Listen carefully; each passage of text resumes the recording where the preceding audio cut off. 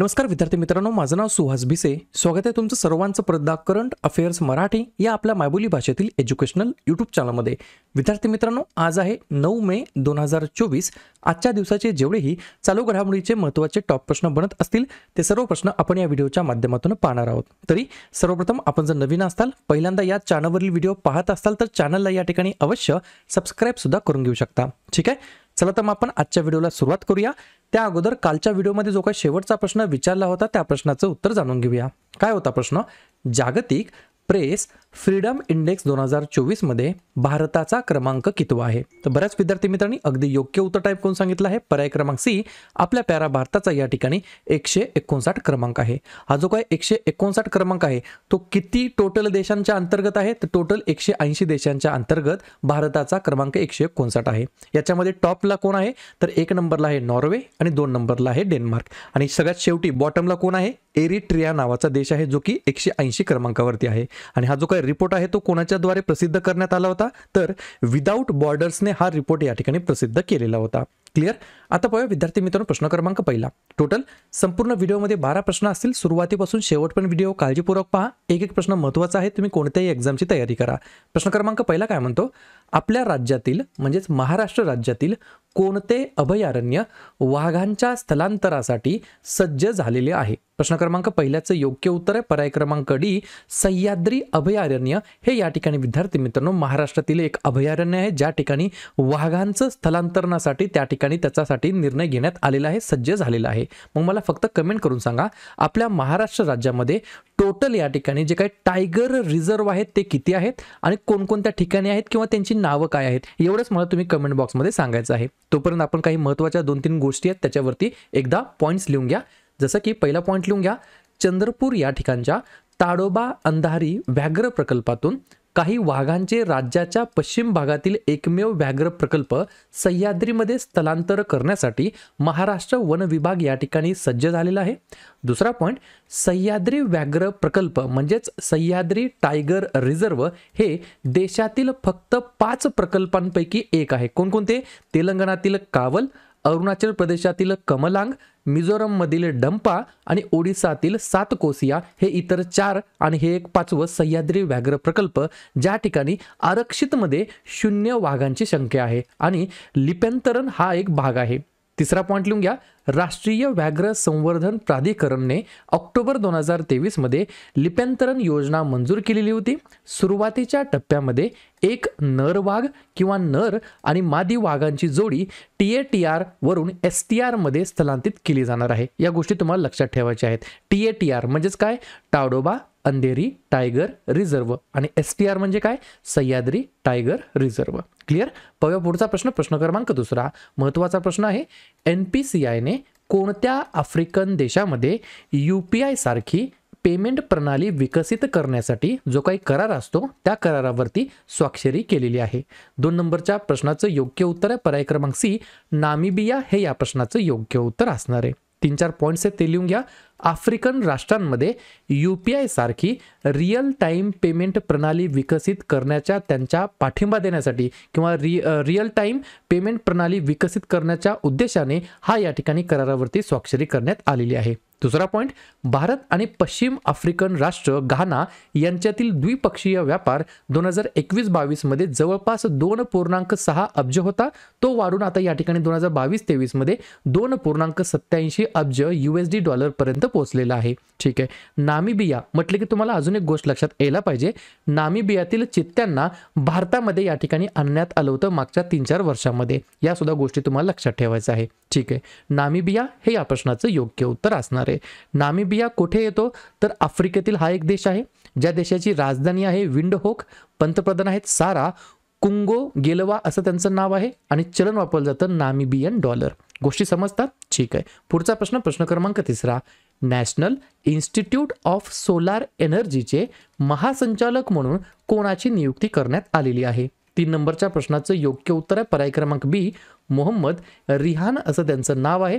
त्यांना या ठिकाणी नॅशनल इन्स्टिट्यूट ऑफ सोलार एनर्जीचे महासंचालक म्हणून त्यांची नियुक्ती करण्यात आली आहे. पर्याय क्रमांक बी हे या प्रश्नाचं योग्य उत्तर असणार आहे. प्रश्न कशा संदर्भात आहे? महत्त्वाच्या नियुक्तीबद्दल. तर लगेच नवनवीन नियुक्त्यांवरती आपण चर्चा करूया. जसं की आंतरराष्ट्रीय नार्कोटिक्स कंट्रोल बोर्डाचे सदस्य म्हणून जगजीत पावडिया यांना या ठिकाणी नियुक्त करण्यात आलं. पोस्ट विभागामध्ये सचिव म्हणून वंदिता कौल यांची नियुक्ती करण्यात आली. इंटेलिजन्स ब्युरोचे विशेष संचालक म्हणून सपना तिवारी यांची नियुक्ती करण्यात आली. कॉटन कॉर्पोरेशन ऑफ इंडिया लिमिटेडचे मुख्य दक्षता अधिकारी म्हणून निधी एस जैन यांना या ठिकाणी नियुक्त करण्यात आलं. भारतीय लस उत्पादक असोसिएशनचे अध्यक्ष बनले आहेत कृष्ण इला. नौदलाचे प्रमुख बनलेले आहेत दिनेश कुमार त्रिपाठी. नौदलाचे नवीन उपप्रमुख बनले आहेत कृष्णा स्वामीनाथन. आकाशवाणी वृत्ताचे महासंचालक बनले आहेत मौसमी चक्रवर्ती. राष्ट्रीय जूट बोर्डाचे सचिव बनले आहेत शशी भूषण सिंग. जीएसटी अपीलीय न्यायाधिकरणाचे अध्यक्ष बनले आहेत संजय कुमार मिश्रा. आणि नॅशनल इन्स्टिट्यूट ऑफ सोलार एनर्जीचे महासंचालक बनले आहेत मोहम्मद रिहान असं त्यांचं नाव आहे. पुढचा प्रश्न क्रमांक 4. महिला T20 विश्वचषक 2024 कोणत्या देशामध्ये होणार आहे किंवा कोणत्या देशामध्ये आयोजित केला आहे? 4थ्या नंबरच्या प्रश्नाचं योग्य उत्तर आहे पर्याय क्रमांक ए बांगलादेश हे या प्रश्नाचं योग्य उत्तर असणार आहे. तर बांगलादेशमध्ये जे काय वुमन्स T20चं वर्ल्ड कप आहे 2024 मध्ये होणार ते या ठिकाणी बांगलादेशमध्ये आयोजित करण्यात आलं आहे. मग हे जे काय वुमन्स T20 वर्ल्ड कप आहे याच्याबद्दल काही महत्त्वाच्या गोष्टी ते लिहून घ्या. जसं की याचं जे काही पहिलं संस्करण झालं ते 2009 मध्ये झालं. इंग्लंड या ठिकाणी आयोजित करण्यात आलं होतं आणि पहिलं संस्करण हे इंग्लंडने जिंकलेलं आहे. दुसरं संस्करण आयोजित करण्यात आलं 2010 मध्ये वेस्ट इंडिज या ठिकाणी, ते जिंकलं ऑस्ट्रेलियाने. त्याच्यानंतर लेटेस्ट जर पाहिले 2-3 तर 2020 मध्ये झालं ऑस्ट्रेलिया या ठिकाणी, ते जिंकलं ऑस्ट्रेलियाने. 2023 मध्ये जे काही महिलांचं वुमन्सचं T20चं वर्ल्ड कप होतं ते आयोजित करण्यात आलं दक्षिण आफ्रिकामध्ये, ते सुद्धा जिंकलं ऑस्ट्रेलियाने. 2024चं आता कुठे होणार आहे? बांगलादेशमध्ये. आणि 2026चं कुठे होणार आहे? इंग्लंडमध्ये. आतापर्यंत सगळ्यात यशस्वी देश कोणता आहे वुमनच्या T20 वर्ल्ड कपमध्ये? तर ऑस्ट्रेलिया. किती वेळेस जिंकलेला आहे? तर तब्बल 6 वेळेस या ठिकाणी महिलांचं विश्वचषक ऑस्ट्रेलियाने पटकावलेलं आहे. कधी कधी 2010, 12, 14, 18, 20 आणि 23. सर्व गोष्टी व्यवस्थितपणे लिहून घेण्याचा प्रयत्न करत चला. पुढचा प्रश्न क्रमांक 5. थोडासा कन्फ्युजन करणारा प्रश्न आहे, व्यवस्थितपणे ऐका आणि लिहून घ्या. तमिळनाडू राज्यामध्ये नव्याने सापडलेल्या टार्डिग्रेड प्रजातीला टिंबटिंब असे नाव देण्यात आलेलं आहे. 5व्या नंबरच्या प्रश्नाचं योग्य उत्तर आहे पर्याय क्रमांक डी चंद्रयान 3 मिशन असं त्याला या ठिकाणी नाव देण्यात आलं आहे. तर तमिळनाडूमध्ये नव्याने सापडलेल्या टार्डिग्रेड प्रजातीला चंद्रयान 3 मिशन असं नाव देण्यात आलं आहे. 2 पॉईंट लिहून घ्या. तमिळनाडूच्या किनारपट्टीवर सागरी टार्डिग्रेडची नवीन प्रजाती सापडलेली आहे आणि टार्डिग्रेड्सला सामान्यतः वॉटर बिअर म्हणून देखील ओळखलं जातं. या ठिकाणी उत्तर कशा संदर्भात आहे? चंद्रयान 3 मिशन संदर्भात. तर लगेच आपण चंद्रयान 3 बद्दल काही ठराविक गोष्टी ज्या की एक्झामला 100% विचारल्या जाणार त्या गोष्टी लिहून घेऊया. जसं की चंद्रयान 3 मिशन विक्रम लँडर आणि प्रज्ञान रोवरसह चंद्राच्या पृष्ठभागावरती उतरलेलं होतं. चंद्रावर अवकाशयान उतरवणारा भारत हा जगातील 4था देश ठरलेला आहे. चंद्राच्या पृष्ठभागाच्या दक्षिण ध्रुवाजवळ उतरणारा भारत हा पहिलाच देश ठरला आहे. या मिशनचा कालावधी होता 3 महिने आणि 2 दिवस. निर्माता होता इस्रो. लॉन्च करण्यावेळेचं वस्तुमान होतं 3900 किलोग्राम. लॉन्च करण्याची तारीख होती 14 जुलै 2023 दुपारी 2:35 लॉन्च साईटचं नाव होतं सतीश धवन स्पेस सेंटर जे की आंध्र प्रदेशातील श्रीहरिकोटा या ठिकाणी आहे. लँडिंगची तारीख होती 23 ऑगस्ट 2023 संध्याकाळी 6:03 ज्या ठिकाणी चंद्रयान 3 हे लँड झालं त्या लँडिंग साईटचं नाव ठेवण्यात आलं होतं शिवशक्ती पॉईंट. त्याच्यामुळेच आपण दरवर्षी या ठिकाणी 23 ऑगस्टला लँड झालं ना, म्हणूनच आपण या ठिकाणी दरवर्षी राष्ट्रीय अवकाश दिवस नॅशनल स्पेस डे म्हणून या ठिकाणी आपण 23 ऑगस्टला साजरा करण्यास सुरुवात केली आहे. आणि हे जे काही चंद्रयान 3 मिशन होतं याचे जे काही प्रोजेक्ट डायरेक्टर होतं त्यांचं नाव आहे PVR मुथुवेल असं त्यांचं नाव आहे. ठीक आहे. पाहूया पुढचा प्रश्न क्रमांक 6. अलीकडेच नवी दिल्ली या ठिकाणी भारत आणि कोणत्या देशादरम्यान संयुक्त सुरक्षा सराव आयोजित करण्यात आलेला होता? 6व्या नंबरच्या प्रश्नाचं योग्य उत्तर आहे पर्याय क्रमांक सी भारत आणि इस्रायल या 2 देशादरम्यान संयुक्त सुरक्षा सराव आयोजित करण्यात आला होता. कोणत्या कोणत्या देशादरम्यान? भारत आणि इस्रायलबद्दल. इस्रायलबद्दल लगेच रिव्हिजन टाकूया. इस्रायलचे अध्यक्ष आहेत इसहाक हर्जोग.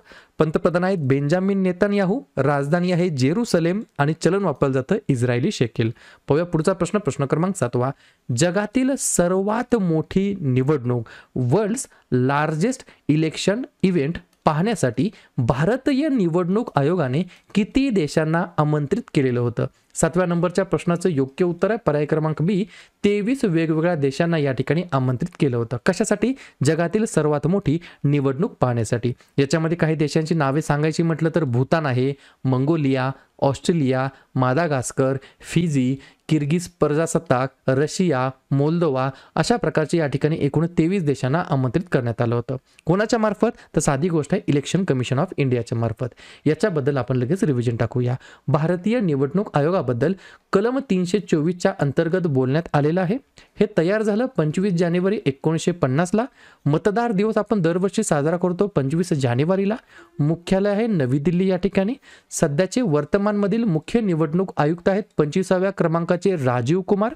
2 नवीन निवडणूक आयुक्त म्हणून या ठिकाणी नियुक्त करण्यात आलेले आहेत सुखबीर संधू आणि ज्ञानेश कुमार. प्रथम मुख्य निवडणूक आयुक्त होते सुकुमार सेन आणि प्रथम महिला निवडणूक आयुक्त होत्या VS रमादेवी. पुढचा प्रश्न क्रमांक 8. 2023-24 या हंगामातील ला लिगाचे विजेतेपद कोणत्या संघाने जिंकलेले आहे? कशाचे? ला लिगाचे विजेतेपद. फुटबॉल या खेळाशी संदर्भात हे कप आहे. 8व्या नंबरच्या प्रश्नाचं योग्य उत्तर आहे पर्याय क्रमांक ए, रियल माद्रिदने हे या ठिकाणी विद्यार्थी मित्रांनो 2023-24 या हंगामातील ला लिगाचे विजेतेपद पटकावलेलं आहे. रियल माद्रिदसाठी हा जो काही कप आहे किंवा हे जे काही विजेतेपद आहे ते 36वे विजेतेपद या ठिकाणी त्यांनी पटकावलेलं आहे. रियल माद्रिद ज्याला लॉस ब्लँकोस असं या नावाने देखील ओळखलं जातं. ला लिगा ही जगातील सर्वात लोकप्रिय व्यावसायिक क्लब आधारित फुटबॉल स्पर्धांपैकी एक आहे ज्याच्यामध्ये वर्तमानमध्ये 20 संघ या ठिकाणी सहभागी होते. ठीक आहे, प्रश्न कशा संदर्भात आहे? क्रीडा संदर्भात. तर लगेच झालेल्या वेगवेगळ्या ज्या काही क्रीडा स्पर्धा आहेत त्या कोणी जिंकल्या त्याच्यावरती चर्चा करूया. जसं की पहिले UEFA महिला राष्ट्र लीगचे विजेतेपद जिंकलेले आहे स्पेनने. प्रो कबड्डी लीगची 10वी आवृत्ती जिंकली आहे पुणेरी पलटनने. संतोष ट्रॉफी 2024 सर्व्हिसेसने. रणजी ट्रॉफी 2023-24 मुंबईने. 56व्या राष्ट्रीय खो खो चॅम्पियनशिप 2023-24 महिला आणि पुरुषांचं जे काही चॅम्पियनशिप होती ती महाराष्ट्राने जिंकली आहे. पुरुषांचं जे काही AFC अंडर-23 चॅम्पियनशिप झाली ती जपानने जिंकली आहे. पहिलीच गल्फ युथ गेम्स 2024ची आवृत्तीमध्ये विजयी झालेला आहे UAE. इंडियन सुपर लीगचं 2023-24ची आवृत्ती जिंकली आहे मुंबई सिटी FCने. थॉमस कप 2024 चीनने जिंकला आहे. उबेर कप 2024 चीनने जिंकला आहे आणि ला लिगा 2023-24ची आवृत्ती रियल माद्रिदने या ठिकाणी पटकावलेली आहे. पुढचा प्रश्न क्रमांक 9. हार्वर्ड प्रोग्राम सुरू करणारे टिंबटिंब हे विद्यापीठ भारतातील पहिले विद्यापीठ ठरलेलं आहे. 9व्या प्रश्नाचं योग्य उत्तर आहे पर्याय क्रमांक डी, चंदीगड विद्यापीठ. चंदीगड युनिव्हर्सिटी हे या ठिकाणी हार्वर्ड प्रोग्राम सुरू करणारे भारतातील पहिले विद्यापीठ ठरले आहे. 2-3 पॉईंट लिहून घ्या. या उपक्रमाअंतर्गत चंदीगड विद्यापीठाच्या विद्यार्थ्यांना हार्वर्ड विद्यापीठाच्या बिझनेस स्कूलच्या प्राध्यापकांद्वारे या ठिकाणी ऑनलाईन MBA प्रोग्रामच्या अंतर्गत एका सेमिस्टरसाठी शिकवले जाणार आहे. चंदीगड विद्यापीठाच्या विद्यार्थ्यांना हार्वर्ड विद्यापीठाच्या विद्यार्थ्यांसह श्रेणीबद्ध केले जाणार आहे. त्यांना सर्वोच्च जागतिक कंपन्यांमध्ये प्लेसमेंट सुद्धा या ठिकाणी भेटण्यासाठी मदत केली जाणार आहे. चंदीगड युनिव्हर्सिटी जे काही चान्सलर आहेत त्यांचं नाव आहे सतनाम सिंग संधू. ठीक आहे, तर या ठिकाणी ही जी काही प्रथम घटना घडली आहे भारतामध्ये, तर अशाच प्रकारे वेगवेगळ्या प्रथम ज्या काही घटना घडल्यात भारतामध्ये त्याच्यावरती लगेच जाता जाता रिव्हिजन टाकूया. भारतातील पहिले डॉल्फिन संशोधन केंद्र पटना बिहार या ठिकाणी. स्वतःचा OTT प्लॅटफॉर्म तयार करणारे देशातील पहिले राज्य केरळ ज्याचं नाव आहे सी स्पेस. भारताच्या जनऔषधी उपक्रमामध्ये सामील होणारा पहिला देश मॉरिशस. जागतिक बँक हवामान निधी प्राप्त करणारे पहिले राज्य गोवा. UPI स्वीकारणारा पहिला देश भूतान. UPI सेवा स्वीकारणारा पहिला युरोपीय देश फ्रान्स. पहिले स्वदेशी बॉम्बर मानवरहित विमान बेंगलोरमध्ये विकसित ज्याचं नाव आहे FWD-200B. पहिल्या खगोल पर्यटन मोहिमेचे नाव नक्षत्र सभा. उत्तराखंड टुरिझम डिपार्टमेंटने हे सुरू केलं आहे आणि हार्वर्ड प्रोग्राम सुरू करणारे भारतातील पहिले विद्यापीठ चंदीगड विद्यापीठ. पुढचा प्रश्न क्रमांक 10. पनामा नावाचा देश आहे, त्या देशाचे नवीन प्रेसिडेंट अध्यक्ष म्हणून कोणाची निवड झालेली आहे? 10व्या नंबरच्या प्रश्नाचं योग्य उत्तर आहे पर्याय क्रमांक सी, जोस मुलिनो म्हणजेच जोस राउल मुलिनो हे या ठिकाणी विद्यार्थी मित्रांनो पनामा नावाचा जो काही देश आहे त्याचे नवीन अध्यक्ष बनले आहेत. तर लगेच काय करूया मग नवनवीन जे काही अध्यक्ष बनले 2023-24 मध्ये त्याच्यावरती रिव्हिजन टाकूया. लिहून घ्या. फिनलँडचे नवीन अध्यक्ष बनलेत अलेक्झांडर स्टब. अमेरिकेचे आहेत जो बायडन. पाकिस्तानचे आहेत आसिफ अली झरदारी. मालदीवचे आहेत मोहम्मद मुइझू. इक्वेडोरचे आहेत डॅनियल नोबा, अर्जेंटिनाचे आहेत जेवियर मायली, इजिप्तचे आहेत अब्देल फताह अल सिसी, कांगोचे आहेत फेलिक्स सिशेकेडी, इंडोनेशियाचे आहेत प्रबोवो सुबियांतो, अझरबैजानचे आहेत इल्हाम अलिएव, हंगेरीचे आहेत तामस सुलिओक आणि स्लोवाकियाचे आहेत पीटर पेलेग्रिनी. पुढचा प्रश्न, प्रश्न क्रमांक 11वा. इंटरनॅशनल मॉनिटरी फंड ज्याला आपण बोलतो IMF, बरोबर. तर याचे नवीन MD कोण आहेत किंवा याचे MD कोण आहेत ज्यांची दुसऱ्या 5 वर्षाच्या कालावधीसाठी परत एकदा निवड झालेली आहे, म्हणजेच रिअपॉइंट करण्यात आलेलं आहे.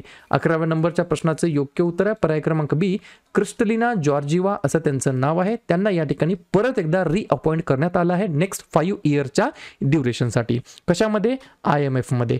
IMF म्हणजे काय? International monetary fund. मराठीमध्ये काय म्हणता येईल? आंतरराष्ट्रीय नाणेनिधी. निर्मिती कधी झाली? 27 डिसेंबर 1945 ला. व्यवस्थापक संचालक कोण आहेत? Kristalina Georgieva. मुख्य अर्थतज्ञ कोण आहेत? पियरे ऑलिव्हियर. मुख्यालय कुठे आहे? वॉशिंग्टन DC USA या ठिकाणी. अशा प्रकारे शेवटचा प्रश्न, प्रश्न क्रमांक 12वा.